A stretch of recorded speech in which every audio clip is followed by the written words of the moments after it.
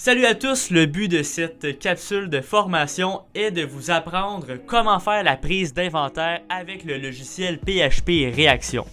La prise d'inventaire en entreprise, c'est une pratique particulièrement importante. Pourquoi? Eh bien, je m'explique. Cela va vous permettre de confirmer la fiabilité de vos stocks. De plus, ça va vous permettre d'ajuster les potentielles erreurs qui se sont incrustées dans votre inventaire. Alors là, je parle des quantités exactes. Et aussi, ça peut vous permettre de faire un petit ménage dans votre inventaire. Parfois, les boîtes s'accumulent, les produits sont un peu partout, ça se mêle. Les clients, des fois, vont prendre un article X et vont la mettre dans la rangée des articles Y. Donc, un petit ménage, ça fait pas de tort. En somme, aux erreurs potentielles, il est convenu qu'il ne faut pas créer plus d'erreurs que ça. Donc, la prise d'inventaire, ça doit être bien faite. Il faut prendre le temps de prendre son temps. Il faut compter un article à la fois et on ne se presse pas. Et surtout, on ne fait pas de course avec ses collègues. Maintenant que je vous ai fait assez peur, on s'entend pas mal sur le fait qu'on peut commencer tout en évitant les erreurs. Alors, on y va. 1, 2, 3. Un scanner. C'est parti. La première étape, c'est bien simple. À l'aide de l'instrument informatique de votre choix, dirigez-vous sur la page Inventaire située dans la boîte Produits. Par la suite, cliquez sur Ajustement d'inventaire dans la boîte d'action. La deuxième étape est de sélectionner l'article à compter dans le logiciel. Afin de rechercher le bon produit, vous avez plusieurs options. La meilleure option est de scanner le code à bord ou le code QR à l'aide d'un outil de scan. Veuillez prendre note que certains cellulaires sont aptes à entrer les codes QR. Simplement activez la fonctionnalité caméra et le tour sera joué.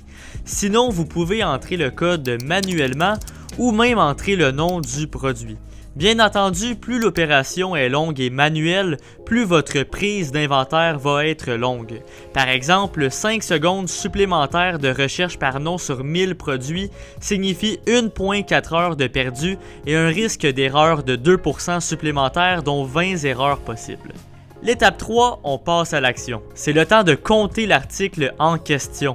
Petite astuce, si les produits sont regroupés, ça va plus vite et c'est plus facile. Donc, je vous recommande fortement de regrouper les produits avant de compter. Étape 4, si le nombre d'articles en main coïncide avec le nombre inscrit dans le système, cliquez sur Confirmer. Si la situation est contraire, faites une contre-vérification.